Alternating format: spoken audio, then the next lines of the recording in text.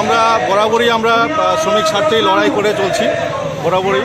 তো এই বছর এটা আমাদের হচ্ছে আপনার 31তম বার্ষিক সম্মেলন। আমরা সবসময় শ্রমিক স্বার্থেই লড়াই করি। এই বছর যেটা আমরা নিয়েছি যে ত্রিপাক্ষিক বৈঠক, ভারত সরকার আমাদের সাথে বসুক ত্রিপাক্ষিক বৈঠকে, যেখানে আলাপ আলোচনার মাধ্যমে আমরা শ্রমিকের ক্ষেত্রে আমরা একটা উন্নতিমূলক আমরা সিদ্ধান্তে গিয়ে উপনীত হতে পারি। তাতে আমার ভারত সরকারেরও একটা উপকার হচ্ছে, শ্রমিক স্বার্থে উপকার হচ্ছে।